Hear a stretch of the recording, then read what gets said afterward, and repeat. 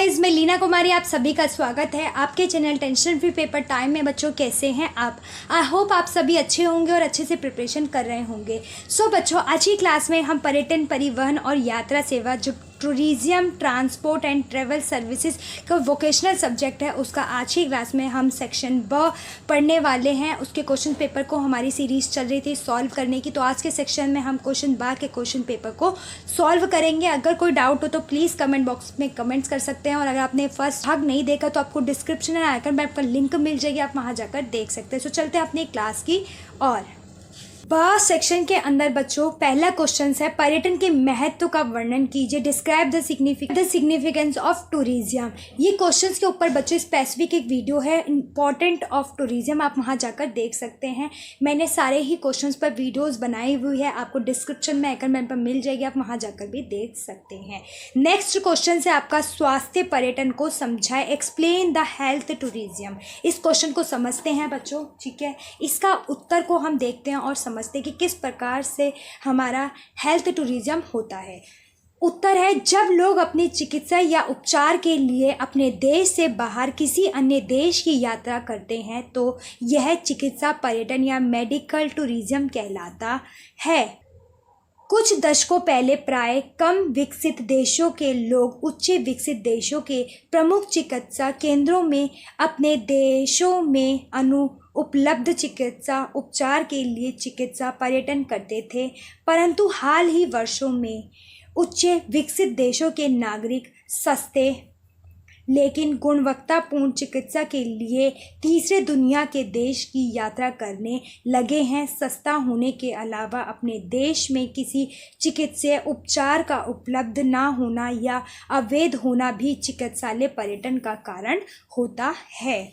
और अगर हम भारत की बात करें तो चिकित्सा पर्यटन के लिए भारत बिल्कुल सही जगह है, जिसमें स्वास्थ्य लाभ के अलावा दुनिया की खूबसूरत जगह का भ्रमण भी किया जा सकता है। अति विशिष्ट चिकित्सा देखभाल उपकरण और सुविधा की भारत में उपलब्धता के कारण पर्यटक बड़ी संख्या में यहाँ आ रहे हैं। भारत विदेशी पर्यटकों को गुणवत्ता और किफ़ायती स्वास्थ्य देखभाल प्रदान करने में दक्ष होते जा रहे हैं। निम्नलिखित लाभों के कारण भारत वैश्विक स्वास्थ्य पर्यटन का प्रमुख गंतव्य स्थान बनने की प्रक्रिया में है। ठीक है बच्चों, पहला पॉइंट है भारत में चिकित्सा सेवा की लागत पश्चिम देशों की तुलना में लगभग 30% कम है और दक्षिण पूर्व एशिया में सबसे सस्ता है।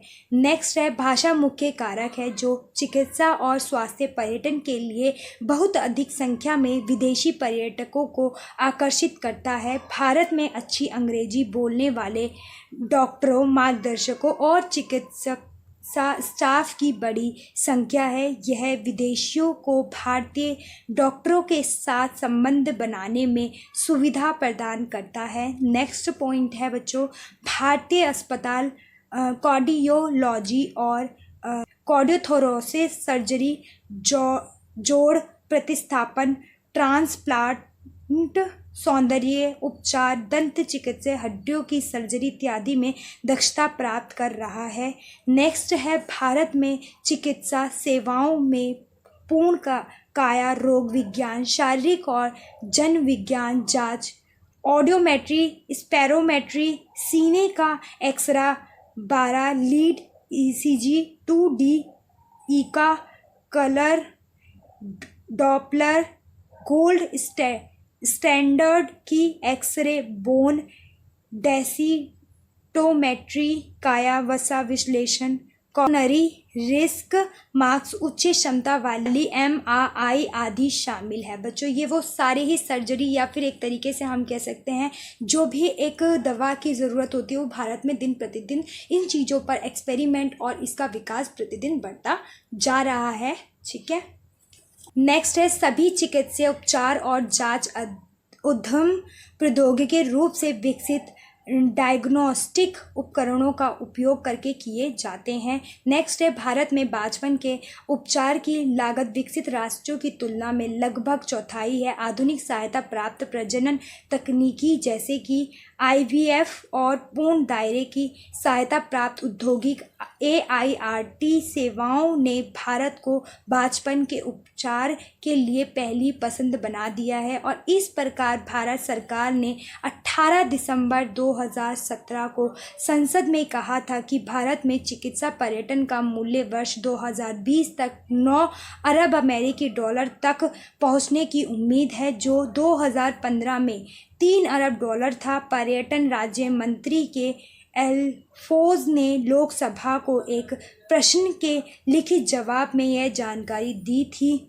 उन्होंने कहा कि भारत पिछले कुछ वर्षों में एक मुख्य चिकित्सालय पर्यटन क्षेत्र के रूप में उभर रहा है। जिन्होंने यह भी कहा था कि वाणिज्य मंत्रालय 2016 की रिपोर्ट में के अनुसार भारत शीर्ष 6 चिकित्सा मूल्य पर्यटन गंतव्य में शामिल है, जिसमें थाईलैंड, सिंगापुर, मलेशिया, ताइवान और मेक्सिको भी शामिल है। और इस प्रकार स्वास्थ्य पर्यटन हमारे देश, हमारे भारत में दिन प्रतिदिन बढ़ता जा रहा है और ये सारे पॉइंट ये गवाही देते हैं। ठीक है, और इस प्रकार से क्वेश्चन कंप्लीट होता है आंसर के साथ। ठीक है बच्चों, क्वेश्चन है होटल और टूर ऑपरेटर के बीच क्या संबंध है? What are the linkage between hotel and tour operator? बच्चों, इस क्वेश्चन के ऊपर भी एक पर्टिकुलर वीडियो है, 13 चैप्टर आप देखेंगे, उसके अंदर आपको समझ आएगा कि किस प्रकार से टूर ऑपरेटर और होटल के बीच में एक कनेक्शन होता है एक तरीके से, क्योंकि टूर ऑपरेटर सारे पर्यटकों के अकॉर्डिंग जितनी भी उपभोक्ता की आवश्यकता होती है या हम कह सकते पर्यटक की आवश्यकता होती है, उसके बिहाफ पर एक पैकेज बुक कराकर उनके सामने प्रस्तुत करवाता है ट्रैवल एजेंट के थ्रू। तो इस प्रकार से इसका बहुत बड़ी भूमिका होती है होटलों से जुड़ने की, क्योंकि एक बहुत बड़ा पैकेज प्रदान करता है पर्यटकों की प्राथमिक आवश्यकता को पूर्ण करने के लिए। सारे ही पॉइंट्स आपको 13 चैप्टर के अंदर देखने को मिलेंगे, आप वहां जाकर देख सकते हैं। वीडियो डिस्क्रिप्शन में आइकन पे आपको मिल जाएगी। ठीक है, नेक्स्ट क्वेश्चन आया था बच्चों, अथवा में घरेलू और अंतर्राष्ट्रीय पर्यटन में क्या अंतर है? What are difference between domestic and international tourism? इसके ऊपर भी एक पर्टिकुलर इंपॉर्टेंट क्वेश्चंस पर वीडियोस बनी है, आपको इसका आंसर उसमें मिल जाएगा। उसमें भी मैंने बहुत अच्छे से एक्सप्लेन किया, आप उस वीडियो को जाकर देख सकते हैं, इसके भी डिस्क्रिप्शन में आपको लिंक मिल जाएगी। ठीक है, नेक्स्ट क्वेश्चन है आपका बच्चों, खजुराहो नृत्य महोत्सव केस स्टडी पर एक रिपोर्ट लिखिए। Right the report on case study of Khajuraho dance festival. के ऊपर आपको एक रिपोर्ट लिखनी है और आपको बताना है कि किस तरीके से महोत्सव बनाया जाता है। तो मैंने इस तरीके से एक फॉर्मेट के रूप में आपको बताने की कोशिश की है कि आपको इस तरीके से आपको एक रिपोर्ट प्रस्तुत करनी है। यह ट्रैवलिंग से जुड़े किसी भी पर्यटन स्थल पर आ सकती है, इस पर भी आ सकती है, आने वाले समय में किसी भी क्वेश्चन आंसर के रूप में आपसे पूछा जा सकता है, प्रैक्टिकल में पूछा जा सकता है, या फिर आप कह सकते हो कि एक पेपर के रूप में आपसे क्वेश्चन पूछा जा सकता है। ठीक है, तो खजुराहो नृत्य महोत्सव को एक रिपोर्ट के रूप में मैंने कोशिश की है कि आपको अच्छे से एक्सप्लेन कर सकूं। ठीक है, मध्य प्रदेशों में खजुराहो में 48वां नृत्य समारोह आयोजित किया गया है, जो 20 से 26 फरवरी तक है। इस समारोह में देश विदेश के विख्यात प्राप्त कलाकारों ने अपने नृत्य व कला का प्रदर्शन किया, जैसे भारतीय नृत्य शैलियों के सांस्कृतिक परिदृश्य और कला प्रदर्शनी, कथक एक एकाग्र नेपथ्य, भारत सहित विश्व के अन्य देशों की कला प्रदर्शनी, 8 मार्च कलाकार और कलाविदों का संवाद, कलाकृत वार्ता, वरिष्ठ चित्रकार लक्ष्मी नारायण भवसार की कला अवदान पर एकाग्र प्रदर्शनी, प्रणाति देशज, ज्ञान एक परंपरा का मेला, हुनर एक साथ कला परंपरा की और कलाकारों पर केंद्रीय फिल्मों का उपक्रम, चलचित्र आदि कार्यक्रम हुए और राष्ट्रीय कालिदास सम्मान और रूपंकर कला पुरस्कार दिए गए। राज्यपाल मंगू भाई पटेल ने आज़ादी के 75वें वर्षगांठ पर उन्होंने अमृत महोत्सव में 48वां खजुराहो नृत्य समारोह 2022 को शुभ आरंभ किया। साथ ही पर्यटन के सांस्कृतिक और आध्यात्मिक मंत्री उषा ठाकुर, सूक्ष्म लघु एवं माध्यम उद्यम मंत्री ओम प्रकाश सकल लेचाह और सांसद वीडी शर्मा भी इस महोत्सव में उपस्थित थे, जिनके वजह से इस महोत्सव में और चार चांद लग गए। इस वर्ष भी एक समारोह मंदिर प्रांगण में आयोजित किया गया, क्योंकि यह भगवान की भक्ति और नृत्य का बेजोड़ संगम माना जाता है। इस समारोह में इस वर्ष महिलाओं की सुरक्षा पर्यटन परियोजना में 20 फरवरी को 5 किलोमीटर की दिल खोल के घूमो मैराथन हुआ, जिसने इस महोत्सव के लिए और उत्साह बढ़ा दिया। इसका उद्देश्य हिंदुस्तान के दिल में आप सेफ है स्लोगन से पर्यटन स्थलों में महिलाओं में सुरक्षा की भावना पैदा करना था। पर्यटन विभाग ने पर्यटकों के लिए क्षेत्र विशेष की संस्कृति, धरोहर, परंपराओं, रीति रिवाजों और खान पान से रूबरू कराने के लिए सभी आवश्यक इंतजाम किए हुए थे। उत्सव में heritage run, glamping village tour, water rafting, e bike tour, Khajuraho के आस पास भ्रमण जैसी रोचक गतिविधियों में हिस्सा लेने के साथ स्थानीय संस्कृति, कला और स्थानीय बुंदेली व्यंजन के स्वाद से पर्यटकों को परिचित कराया। और इस प्रकार आए प्रमुख मंत्रियों द्वारा इस महोत्सव का शुभारंभ करते हुए अन्य कलाकृतियों का प्रदर्शन किया और इस खजुराहो नृत्य महोत्सव को बड़ी उल्लास के साथ मनाया गया। बीच बीच में इस महोत्सव में जुड़े तथ्यों व रोचक बातों पर भी चीज़ों की और एक और बार इस महोत्सव के बारे में लोगों को अवगत कराया। हर एक दिन के बारे में चर्चा की। जैसे समारोह के पहले दिन 20 फरवरी को स्वयं पंडित विसज महाराज के विशिष्ट कलाश्रम नई दिल्ली कथक समूह और शांता वीपी धनंजय और साथियों द्वारा भरतनाट्यम समूह नृत्य की प्रस्तुति दी गई। दूसरे दिन सुजाता महापात्रा द्वारा ओडिसी, निरुपमा राजेंद्र द्वारा भरतनाट्यम कथक समागम और जयारामा राव एवं साथी द्वारा कुचिपुड़ी समूह नृत्य की प्रस्तुति दी गई। तीसरे दिन 22 फरवरी को नीना प्रसाद त्रिवेदम द्वारा मोहिनी अट्टम, पार्थनाथ उपाध्याय बेंगलुरु द्वारा भरतनाट्यम समूह और टीना तांबे मुंबई द्वारा कथक नृत्य की प्रस्तुति दी गई।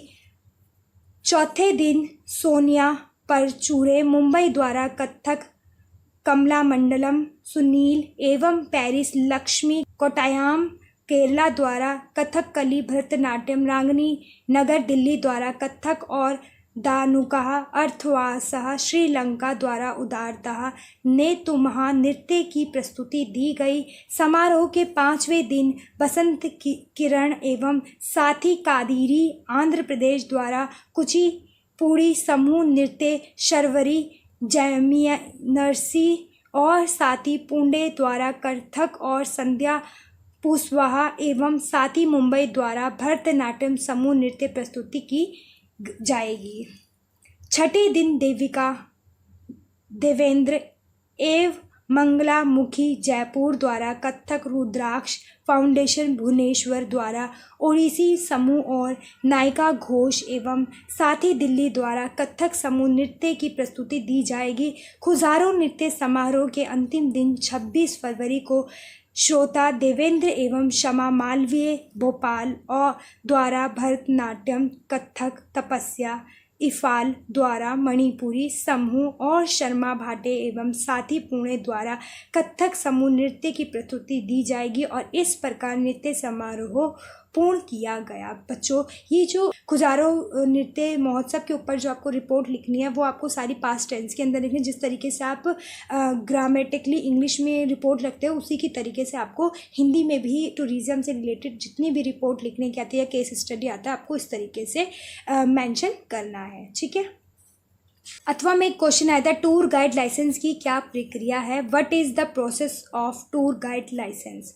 उत्तर है हमारा, टूर गाइड या पर्यटक गाइड वह व्यक्ति है जो आगंतुकों को उसकी पसंद की भाषा में पर्यटक स्थल से जुड़े हर पहलुओं में उनका मार्गदर्शन करे। वह व्यक्ति पर्यटक गाइड या टूर गाइड कहलाता है।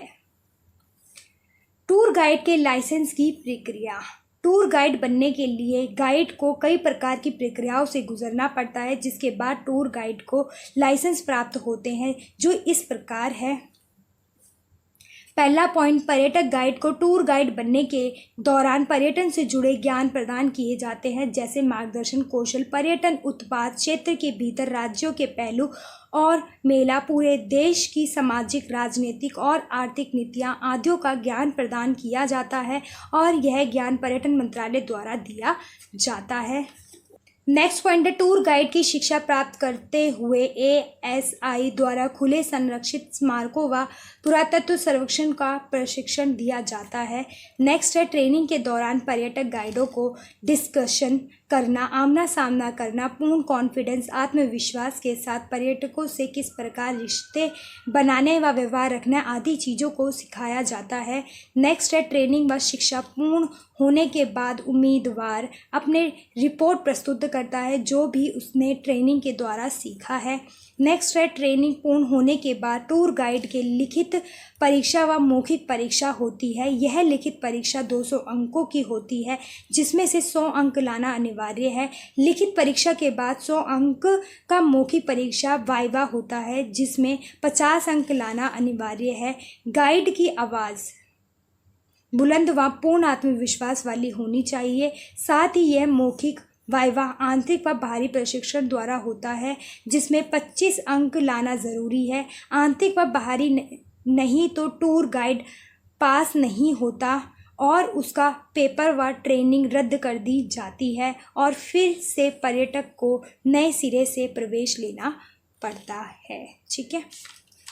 नेक्स्ट है, ट्रेनिंग के दौरान टूर गाइड की अटेंडेंस 80% होनी अनिवार्य और 10% IITTM निर्देशक अथॉरिटी के द्वारा प्राप्त होती है। नेक्स्ट है, टूर गाइड की ट्रेनिंग व टेस्ट के बाद भारतीय पर्यटन कार्यालय की तरफ से लाइसेंस दिया जाता है, जो 3 साल के लिए वैधित होता है। नेक्स्ट है, ट्रेनिंग गाइड को लाइसेंस प्रदान करने से पहले उसके पूर्ण डॉक्यूमेंट्स की जांच की जाती है पुलिस के द्वारा। अगर कोई संदेह या गड़बड़ी लगती है तो वह जांच के लिए भेज देते हैं या रद्द कर रिपोर्ट भारतीय पर्यटन कार्यालय भेज देते हैं। नेक्स्ट है, लाइसेंस प्राप्त करने के बाद हर 3 साल बाद लाइसेंस को रिन्यूअल कराना पड़ता है और इसके लिए छोटा सा एग्ज़ाम देना पड़ता है और इसके लिए ट्रेनिंग दी जाती है, देन एग्ज़ाम लिया जाता है। नेक्स्ट है, समय समय पर भारत सरकार से भी एक गाइड के अनुदान के लिए शुल्क लिया जाता है। साथ ही लाइसेंस गाइड लाइसेंस के नवीनीकरण के लिए और डुप्लीकेट गाइड जारी करने के लिए ली गई फीस अप्रतिदेय वापसी नहीं की जाएगी और कुछ शर्तें हैं, जैसे साल में कम से कम 90 दिनों के लिए टूर गाइड को लाइसेंस प्राप्ति के लिए क्षेत्रीय स्तर पर गाइड के रूप में काम करना होगा। नेक्स्ट है, टूर गाइड को भारतीय पर्यटन कार्यालय की तरफ से जितने भी नियम कानून व आचरण सभी पर हस्ताक्षर करते हुए पालन करना पड़ेगा। नेक्स्ट है, टूर गाइड जो भी नियम कानून से ऊपर कोई कार्य करता है या उसका उल्लंघन करता है तो लाइसेंस रद्द कर दिया जाएगा और गाइड को कारण बताओ नोटिस जारी कर दिया जाएगा और 30 दिनों के उपरांत उल्लंघन किए कार्य का कारण टूर गाइड को संस्थाओं व भारतीय पर्यटन कार्यालय को देना होगा। साथ ही पर्यटन मंत्रालय भारत सरकार का अनुमोदन कारण बताओ नोटिस कर जवाब प्राप्त होने की तारीख से 45 दिनों के भीतर में अगर टूर गाइड पहली बार दोषी पाया गया तो 6 महीने के लिए रद्द कर दिया जाएगा और अगर दूसरी बार पाया गया तो 6 महीने से अधिक समय के लिए रद्द कर दिया जाएगा और रद्द किए गए रीज़न को पूर्ण रूप से चर्चा में लाकर खोजबीन की जाएगी और तीसरी बार पकड़े जाने पर 10 साल के लिए रद्द कर दिया जाएगा और फिर से उन्हें एग्ज़ाम देने पड़ते हैं और फिर लाइसेंस प्राप्त किया जाता है और उस राज्य व क्षेत्र से दूसरे राज्य व क्षेत्र में तब्दीला कर देते हैं। लाइसेंस प्राप्त करने के लिए IATO या TAAI द्वारा प्राप्त किया जाता है और 65 वर्ष की आयु प्राप्त करने के बाद टूर गाइड शारीरिक कमज़ोर हो जाते हैं, जिसकी वजह से फिटनेस प्रमाण पत्र या मेडिकल लगाना पड़ता है और इस प्रकार एक टूर गाइड इन सभी प्रतिक्रियाओं से गुजरते हुए एक टूर गाइड लाइसेंस प्राप्त करते हैं भारत सरकार के पर्यटन मंत्रालय से। ठीक है बच्चों, नेक्स्ट क्वेश्चन है हमारा पासपोर्ट क्या है, इसकी प्रक्रिया को समझाएं। What is passport, explain it's process. ठीक है, इसमें आपको पासपोर्ट के बारे में बताना है। उत्तर में हमारा है पासपोर्ट क्या होता है या पासपोर्ट क्या है। पासपोर्ट एक यात्रा दस्तावेज है जो कि देश की सरकार द्वारा जारी किया जाता है। इससे यह पता चलता है कि आप किस देश के नागरिक हैं। इसकी मदद से आप दुनिया की किसी भी जगह में यात्रा कर सकते हैं। किसी दूसरे देश में जाने के लिए यह अति आवश्यक है। यह किसी भी पर्यटक को अंतर्राष्ट्रीय स्तर पर यात्रा करने में सक्षम बनाता है। और एक पासपोर्ट में व्यक्ति का नाम, स्थान, जन्म तारीख, व्यक्ति की फ़ोटो तथा हस्ताक्षर होते हैं।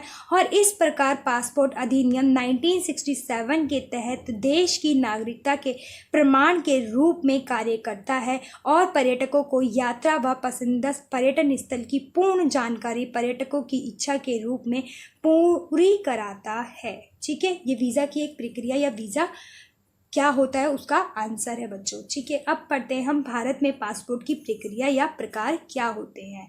भारत में पासपोर्ट की प्रक्रिया की बात करें तो भारत में पासपोर्ट मुख्य 3 प्रकार के होते हैं जो भारतीय सरकार द्वारा इशू किए जाते हैं अनुच्छेद एक्ट 1967 के तहत। अब तीनों देखते हैं वो कौन कौन से पासपोर्ट है।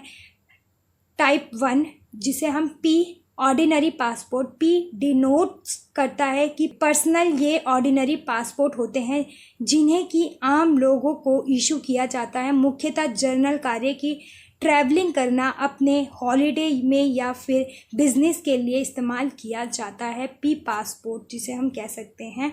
ठीक है, सेकंड टाइप का जो पासपोर्ट है वो है S officially passport. S denotes करता है सर्विस, ये ऑफिशियली गवर्नमेंट स्टेट काम के लिए अब्रॉड, विदेशी ट्रैवल करने के लिए प्रयोग होता है। Type D diplomatic passport, diplomatic या डिनोट्स करता है डिप्लोमेटिक, यह डिप्लोमेटिक पासपोर्ट होते हैं जिन्हें कि ऐसे लोगों को इशू किया जाता है जो कि हमेशा ऑफिशियल गवर्नमेंट वर्क में विदेश की यात्रा करते हैं। बच्चों, ये हमने 3 टाइप के पासपोर्ट पढ़े जो हमारे क्या कहते हैं भारत द्वारा मान्यता प्राप्त की जाती है इन तीनों पासपोर्ट को इशू करने के लिए, या 3 प्रकार के पासपोर्ट हमारे को दिए जाते हैं अगर कोई पर्यटक घूमने फिरने जाता है तो। ठीक है, अब पासपोर्ट के लिए लगने वाले आवश्यक दस्तावेज कौन कौन से होते हैं वो देखते हैं। आवेदन फॉर्म, बिजली का बिल, पानी का बिल, आयकर मूल्यांकन आदेश, गैस का कनेक्शन का सबूत, आधार कार्ड, पंजीकृत कराया समझौता, टेलीफोन बिल, पति के पासपोर्ट की प्रतिलिपि, आवेदकों की पासपोर्ट युक्त सक्रिय बैंक खाता, पासबुक, प्रतिष्ठित नियोक्ता से पत्र, माता पिता के पासपोर्ट की प्रतिलिपि, जन्मतिथि दस्तावेज की सबूत,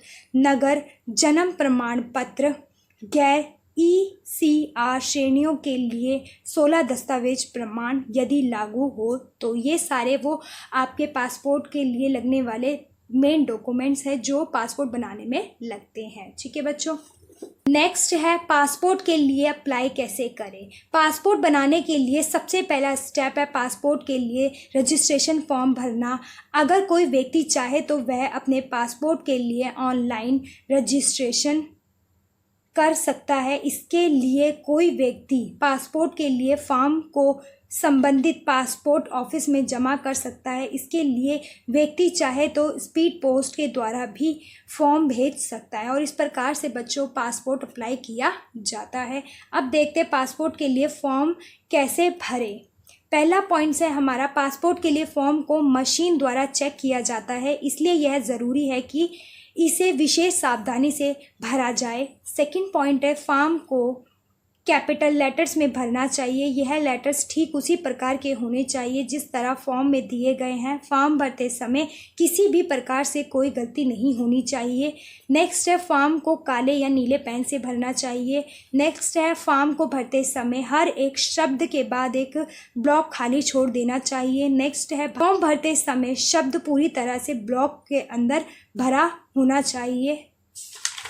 फॉर्म भरते समय ओवर राइटिंग नहीं करनी चाहिए। अगर फॉर्म पूरा नहीं भरा होता तो एक्सेप्ट नहीं किया जाता। पासपोर्ट फॉर्म के साथ ज़रूरी दस्तावेजों की खुद के द्वारा अटेस्टेड फोटोकॉपी लगाई जाती है और ध्यान रहे यह दस्तावेज बाद में चेक किए जाते हैं। अगर कोई अनपढ़ व्यक्ति यह फॉर्म भरता है तो उसे अपने साइन की जगह अंगूठे का निशान लगाना चाहिए।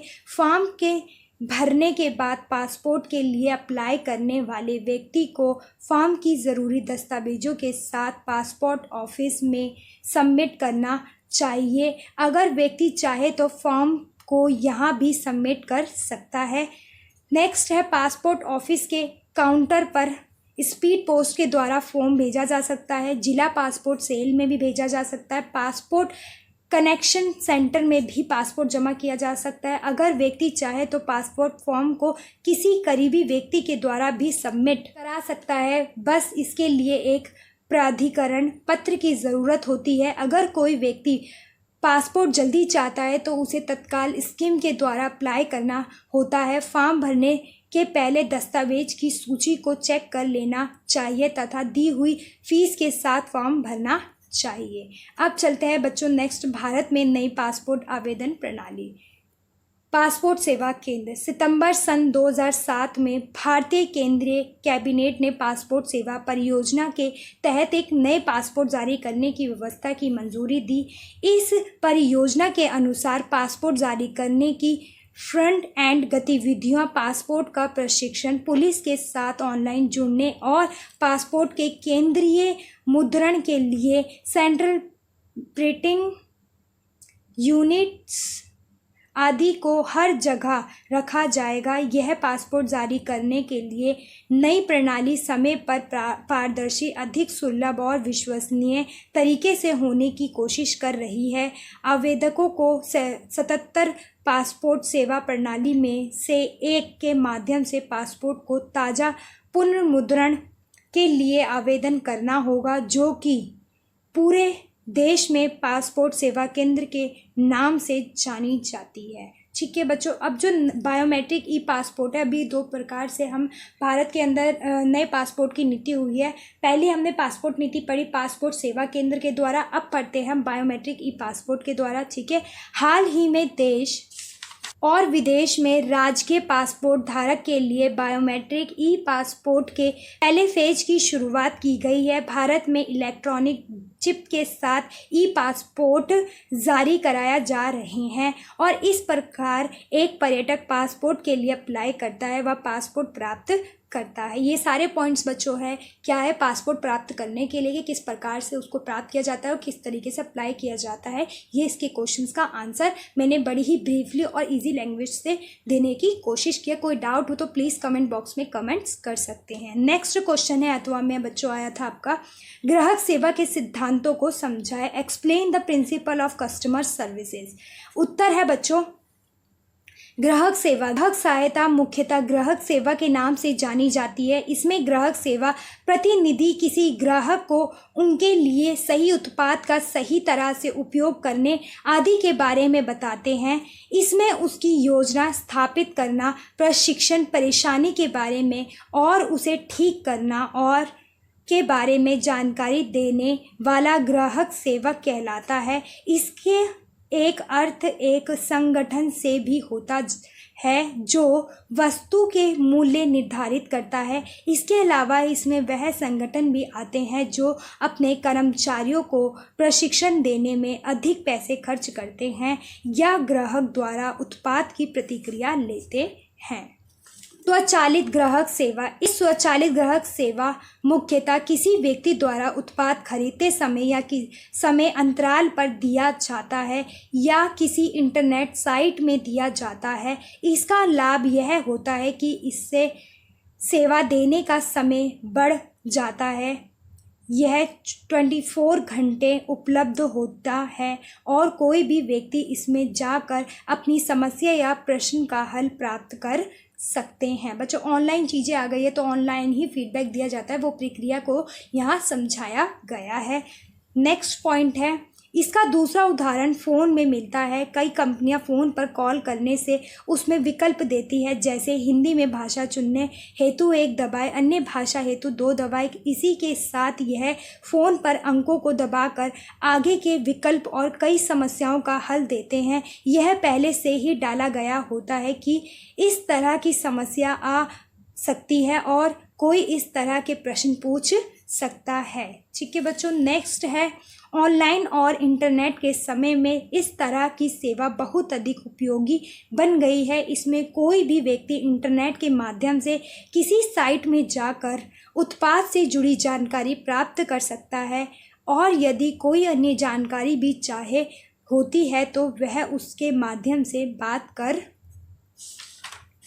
सकता है। इसमें ऑनलाइन बात करने हेतु बॉट भी होते हैं जो कंपनी द्वारा दिए गए निर्धारित सवाल जवाब हेतु कार्य करते हैं। नेक्स्ट है, हाल ही में कुछ संगठनों ने प्रतिक्रिया प्राप्त करने हेतु एक चक्र बनाया है जिसमें कुछ नियत समय के पश्चात ग्राहक से वह उनके अनुभाग के बारे में पूछते हैं। इसका लाभ यह होता है कि कोई भी ग्राहक को किसी सेवा में कमी के कारण वह उसे छोड़ने से पहले ही वह संगठन उसे ठीक कर लेते हैं और ग्राहक उसी सेवा का ही उपयोग करता रहता है। ग्राहक की समस्या समाप्त होने के कारण ग्राहक अगली बार भी वहां आने के बारे में सोचता है। तकनीकी का उपयोग करने से कंपनियों ने ग्राहकों के प्रतिक्रिया को प्राप्त करने के तरीके में बहुत लाभ मिला है। इसके द्वारा वह त्वरित ही किसी भी ग्राहक से उसकी समस्या या किसी भी प्रकार के अनुभव की जानकारी प्राप्त कर सकते हैं। ब्लॉग और प्रश्न मंच भी ग्राहकों को अच्छी और विस्तार सहित जानकारी प्रदान करने हेतु सहायक होते हैं। महत्व ग्राहक सेवा के कि क्या क्या प्रॉफिट देखने को मिलते हैं। ठीक है बच्चों, यह कई तरह से ग्राहकों की सहायता करते हैं जो निम्नलिखित है। यदि किसी उत्पाद में कोई खराबी होती है तो कंपनी उसके पैसे वापस कर देती है, जिससे वह अगली बार भी वहीं से उत्पाद खरीदते हैं। नेक्स्ट है, हमेशा सकारात्मक शब्दों का उपयोग करते हैं। यह हमेशा ग्राहकों के लिए उचित वस्तु का चयन करते हैं। नेक्स्ट है, ग्राहकों को कम पैसे में अच्छी क्वालिटी प्रदान करते हैं। नेक्स्ट है हमारा, ग्राहकों से जुड़ी हर परेशानियों को हल करने की कोशिश करते हैं। अगर किसी चीज़ में संदेह है तो यह समझ नहीं आता है तो हेल्प भी करते हैं एक तरीके से। नेक्स्ट है, ग्राहक सेवा ग्राहकों के फीडबैक को बड़ी ही गंभीरता से लेते हैं और उस पर अगर काम करने की ज़रूरत है या कुछ बदलने की तो उस प्रक्रिया में भी सुधार करती है। और इस प्रकार यह कुछ सिद्धांत होते हैं ग्राहक सेवा के। ठीक है बच्चों, आपको समझ आएगा कि कस्टमर ग्राहक जो होता है हमारा वो किस प्रकार से होता है और उसके क्या सिद्धांत है। ये सारे ही पॉइंट उसके सिद्धांत माने जाते हैं। वो भी वीडियो आपके लिए इन्फॉर्मेटिव रही होगी। इन्फॉर्मेटिव रहे तो प्लीज़ हमारे चैनल को लाइक शेयर सब्सक्राइब करें। ऐसी इन्फॉर्मेटिव वीडियो इस चैनल पे आपको मिलती रहती है। कोई डाउट हो तो कमेंट बॉक्स में कमेंट्स करें। एंड थैंक यू बच्चों, मिलते हैं इसके नेक्स्ट पार्ट में।